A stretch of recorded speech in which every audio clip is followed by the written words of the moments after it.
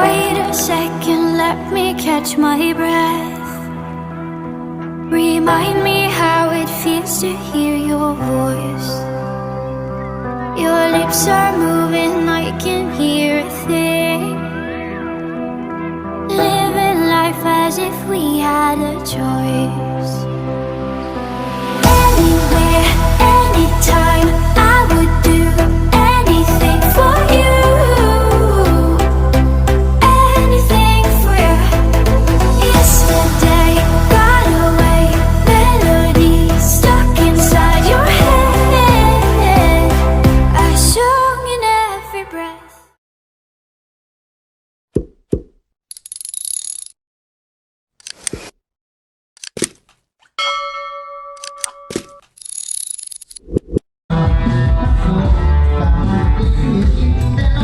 มามื้อนี้เฮ็ดสมบัติสมมาแม่เนาะน้องนุ่งหมูปูมาเบิดทุกคนเนาะไปว่าผู้นี้ฮะเคยเห็นอยู่ผู้นี้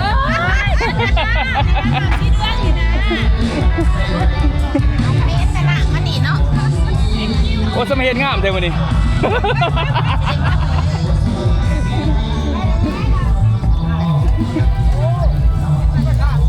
บ้านเฮามีงานมื้อนี้พี่น้องเอ้ย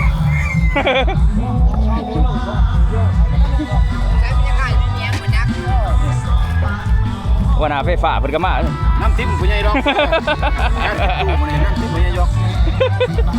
เด้อกระดาษด้วยนะเด้อตำราพี่น้องเอ้ยเอาผู้ยางน้ำแจ่วแล้วแจ่วเบิดอ่ะตายผักบาดนี่น้ำเบิดบ่จักน้ำเบิดไว้เชียวไว้เชียว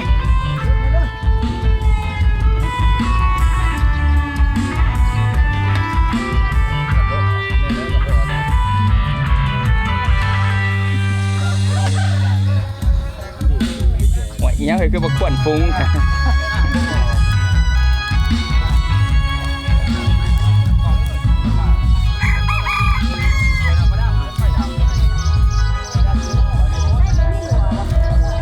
รวยนัง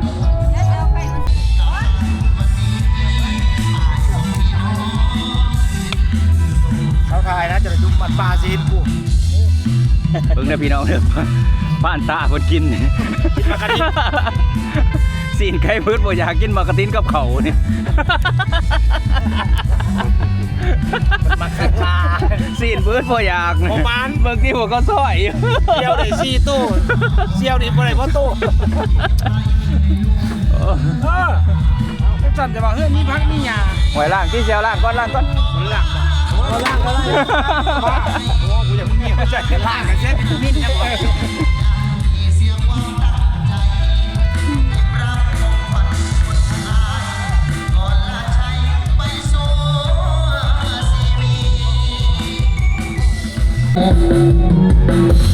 มันบ่เชื่อ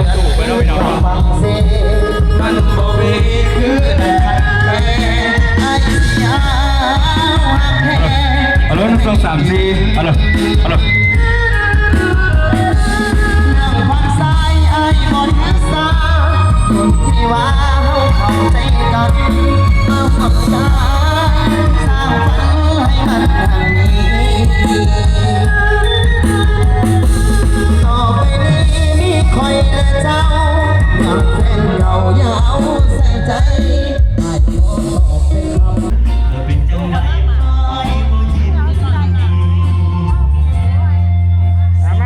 าพี่น้องมากูว่าบ่อยากแก่งอะไรก็ว่าเมื่อจะแท้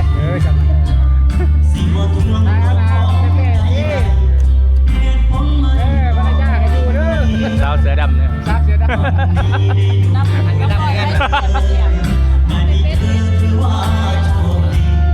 ต่อมันจะโอ้บัดมาเนาะโทรศัพท์ใหญ่ป้าเบิ่งอ่ะใส่โทรศัพท์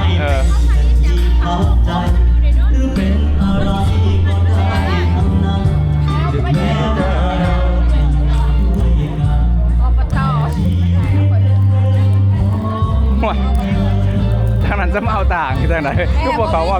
มันสุดนะปนันวาซิโบดันเอาโตมา จะมีความสุข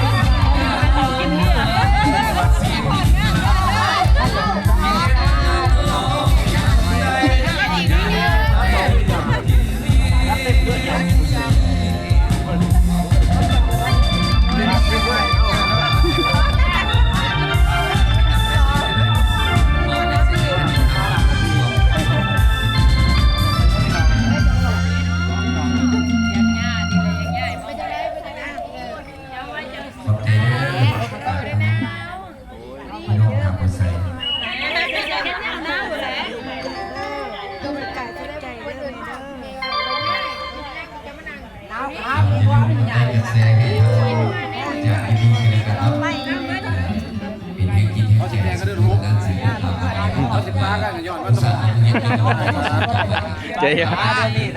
กันดาวได้นี่เดี๋ยวนั้นซ่องเขายังมาบอกไปเลยบอกเคยได้เขาก็หาวแต่ว่า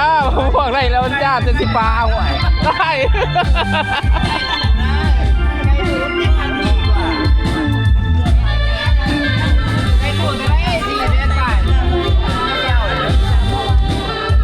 นี่ลูกได้เลยโอ้แต่เด็กยังนะ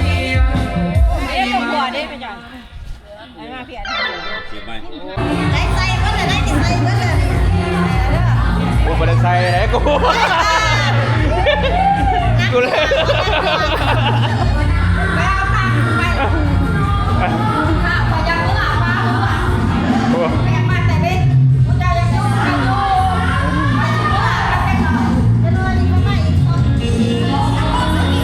มาหนึ่งกล่องนี่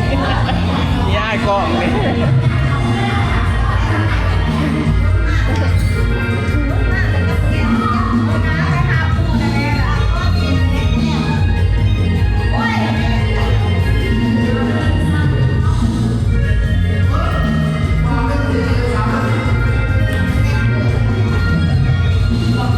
เอามันตั้งทีก็ได้แบบนี้เอาพี่แม่มานั่งพี่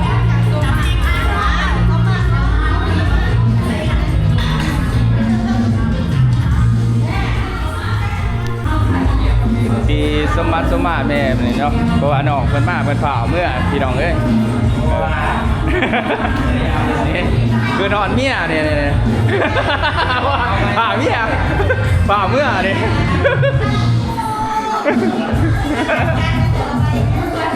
ก่อนไหนถามพี่ก่อนไหนยังแปลเงินมาใส่นะ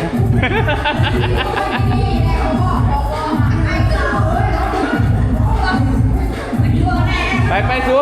เราไปหุ่นกันไปได้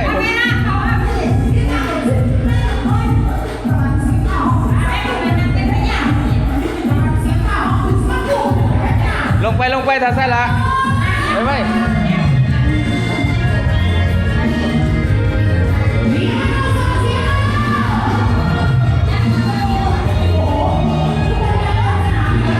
นั่งเป็นระเบียบนะจี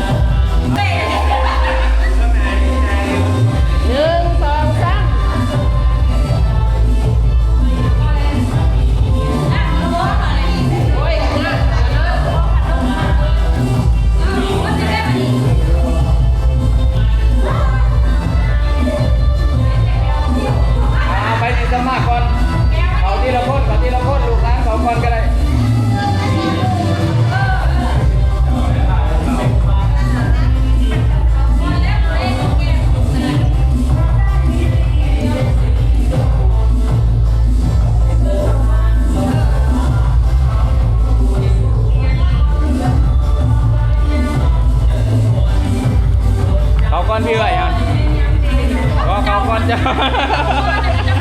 เอาจ้ะ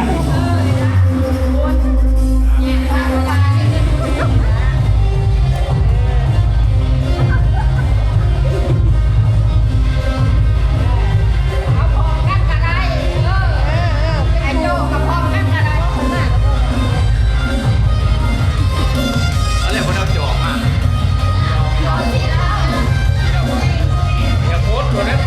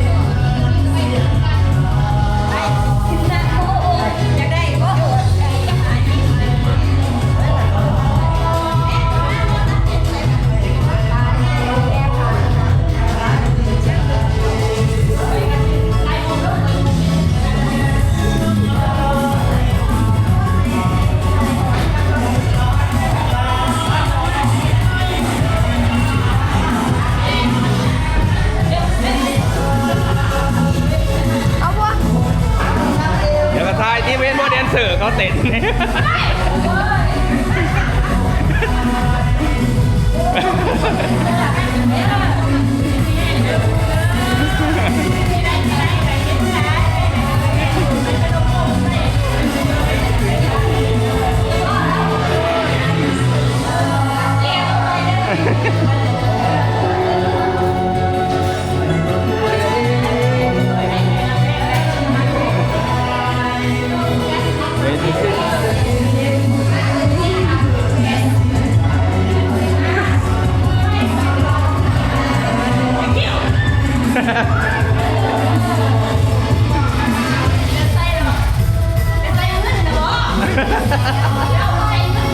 จะลืมใส่เงินหรือเปล่าจ๊ะกัน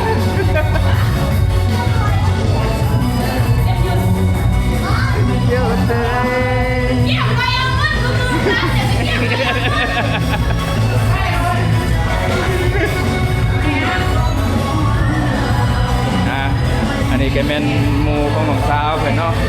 ที่มาผูกคอต่อแขนเนาะซึ่งเป็นแม่ของบ่าวเอิงนี่แหละเนาะเพราะว่าบ่าวเอิงได้เฮ็ดสมบัติสมมาเนาะร่วมตัวไอ้น้องญาติพี่น้องทุกคนแล้วก็หมู่คู่เนาะ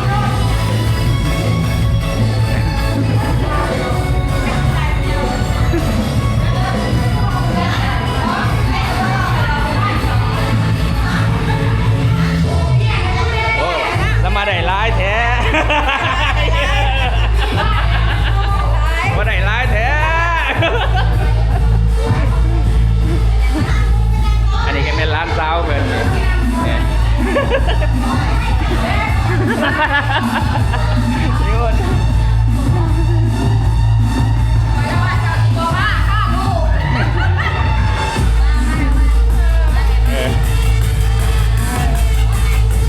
อันนี้ก็เป็นเมียเสียจอยเพิ่นเนี่ย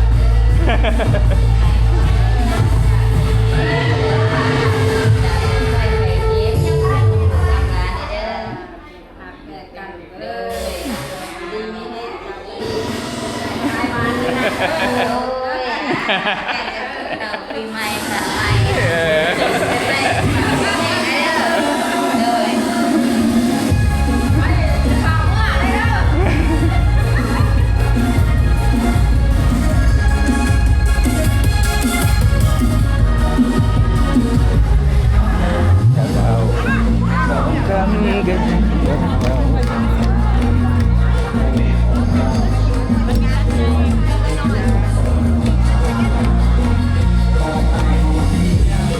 บักเสือแดงมันเมาเด้อบักเสือแดง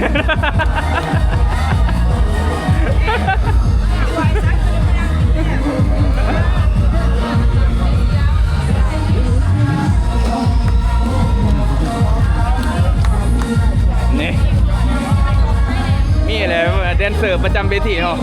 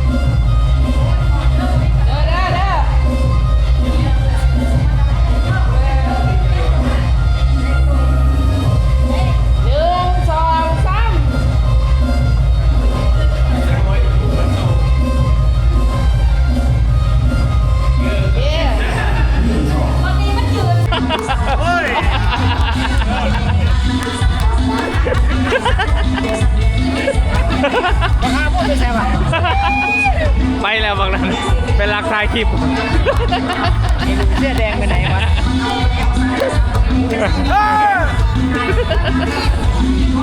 เด้อยามเด้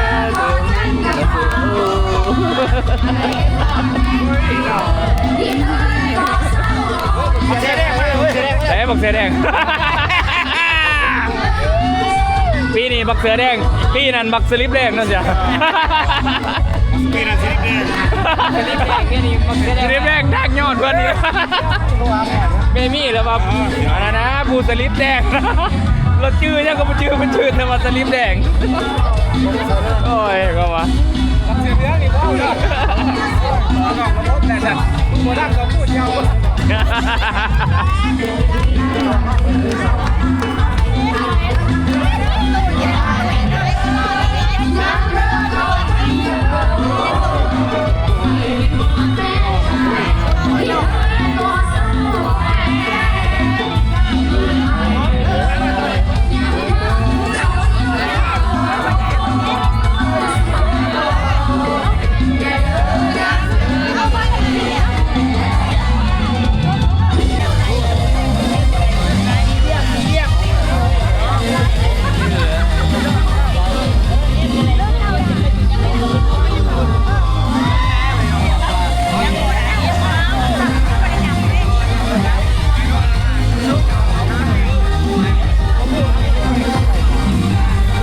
อาจจะเหมือนแน่เด้อพี่น้องเด้อ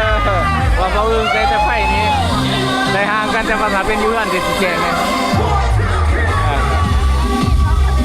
แต่ว่าอยู่ในบ้านมันก็อาจจะมืดแต่ว่าตามตัวจริงแล้วก็แจ้งอยู่ได้พี่น้อง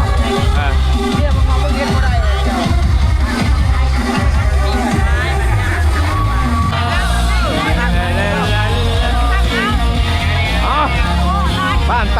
ตา เริ่มจากเสียสู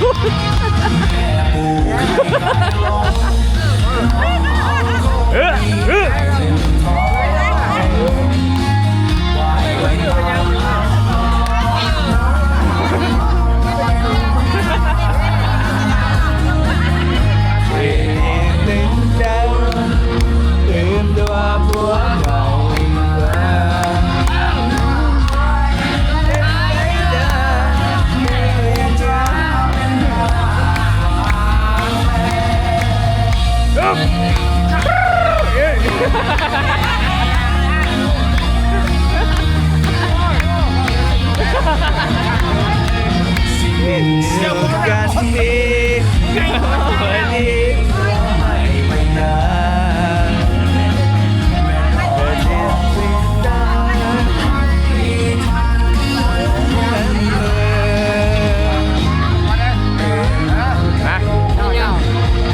ไปเอาที่จักจอกจะได้เฮ็ดยังอีกเฮ็ดยังอีก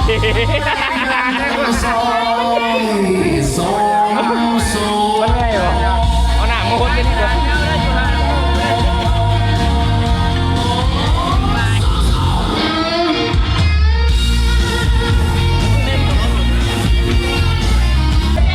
ต้องว่าหรอบอกที่บอกที่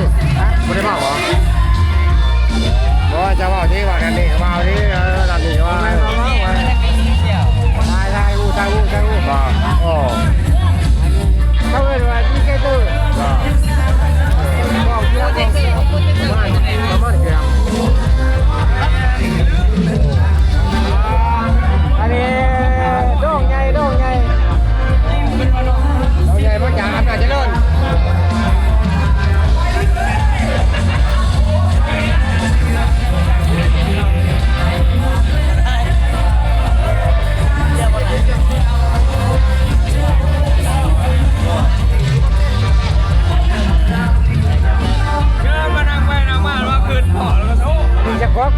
จะขอกล่องด้วยเด้อผมแม่เลย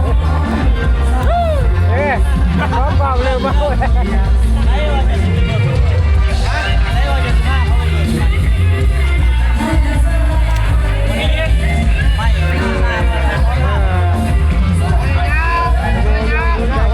ที่ไปพี่น้องเลย วันนี้ยากอยู่ตั้งแต่ตัวนี้ มาแม่เพิ่นมาเลยก็เลยกันน้อยจำได้มาเลยโอ้ยังเรา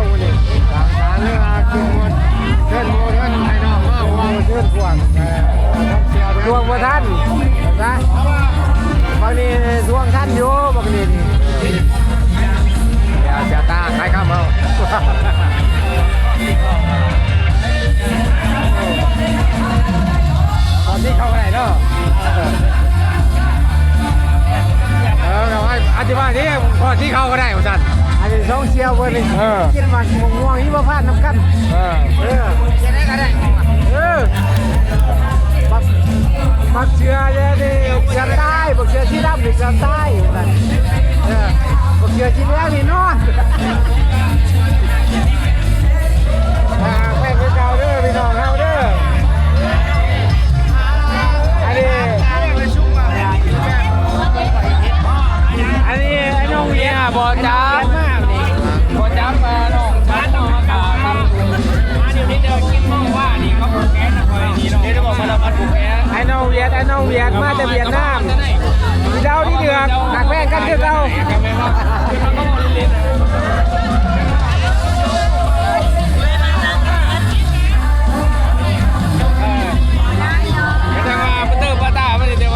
น้องชายหักแพงบักฆ่าเสือแดงขนาดได้ปกติได้น้องชายได้บักเสือแดงโคตรเลยเสือแดง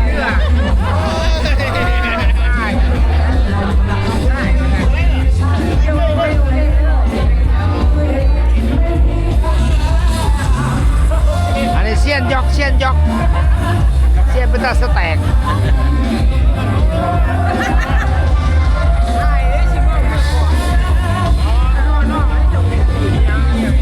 ไปต่อไกลเด็ดเสี้ยนเตา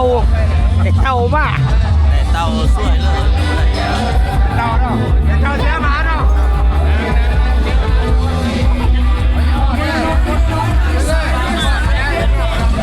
นี่บางทีต่อไกลรู้เรื่องบางทีเด้อเดียวเลยอันนี้น้องชายกำลังมานี่ในเวียดนามแพงกับแพงคือเขา2 เดือนแล้วร้านนี้คือคนบริหารนี่ไม่ใช่ละคนหนึ่งจ้ะ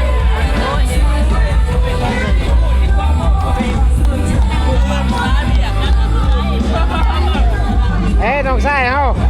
โอ้หักแพงคือเขานี่ยังโทรอย่างเงินคนเดียวไปดูไอเดียนไอ้น้องเวียดิหักแพงกันคือเขาเลย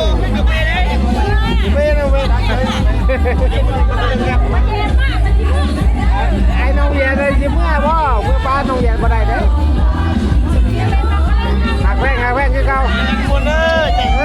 สบายดีพวกกูตายนั่งหัวเลยบางอันสบายดีไอ้น้องเขา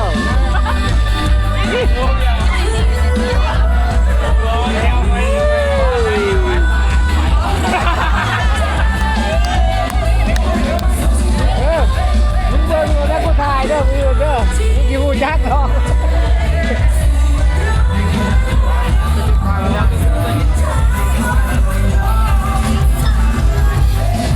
อันนี้ไอ้ก็เริ่มมาน้ำหลังนี่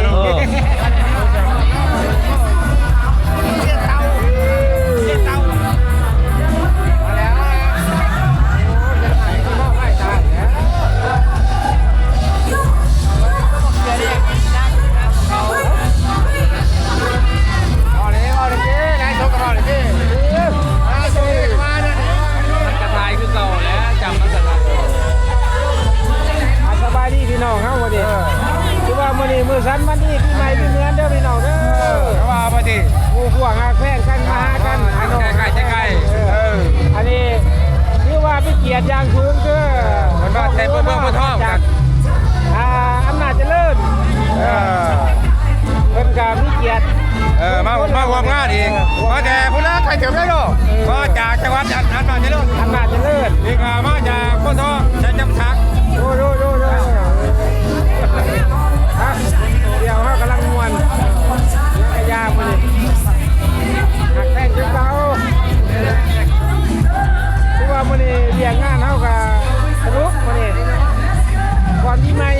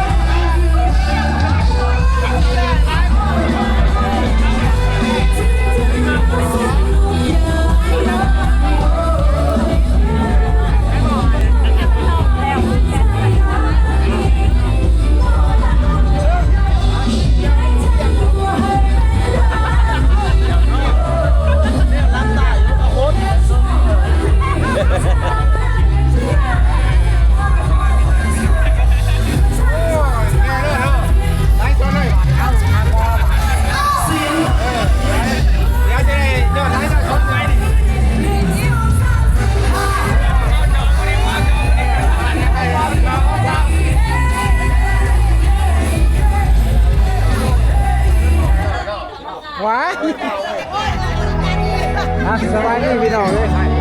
อาสามีก็พี่น้องเนี่ย เราไงพวกเราเนี่ย เดี๋ยว เอาไว้เออเอาไว้งั้น ว่ามันสิยากเนาะว่าน้ำหมดลง รถเนี่ย สวัสดี FC ตัดปลายยกนี่ก็เหลือแต่เบาเอิงนี่ครับทีมงานเด้อพี่น้องเอ้ย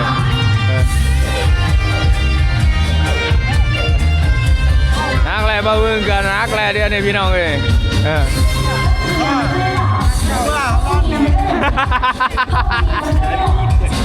เย็บเย็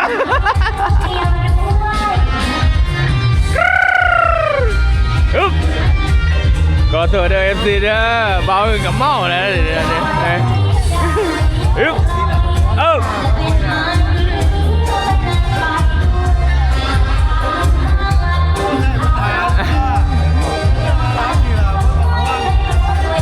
ฮึบฮึบ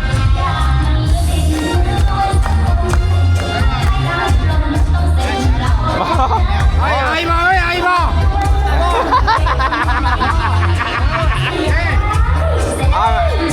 ก็บอลมันเบิ้ลนะมันแล้ว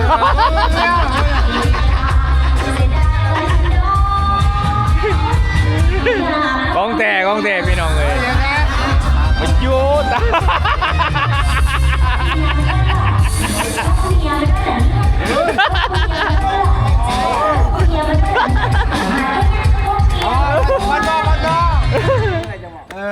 อีกหนึ่งเสียงเพลง ยิงลีมาแล้วนี่เจ็ด ยกเขาซูนล้วนๆเลยนะ ทำไมเราเลยขอเพลงยังบาน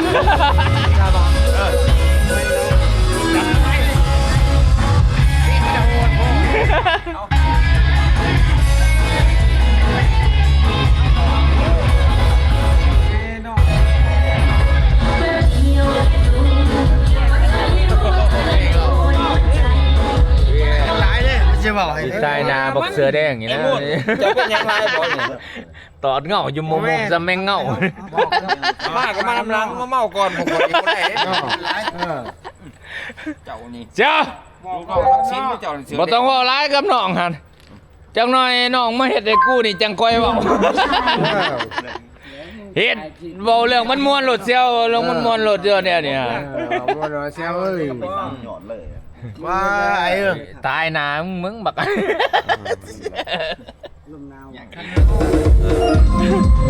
ยังน้องใส่มันว่าจะได้มันว่าอีหยังเดี๋ยวนี้คือมันลายแต่ความเหมาะมันเดี๋ยวนี้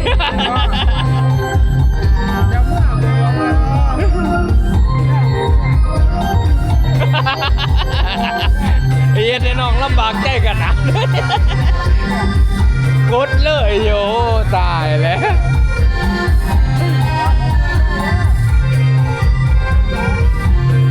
จะไปที่พี่น้อง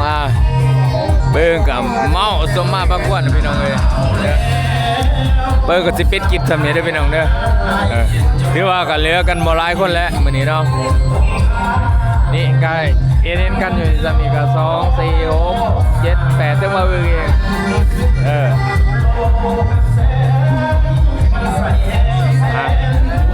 ขอบใจเนาะสำหรับที่4ผู้ติดตามเนาะ2เบาอึ่งสายหลานแนวทางคนดงกับพี่น้องเนาะ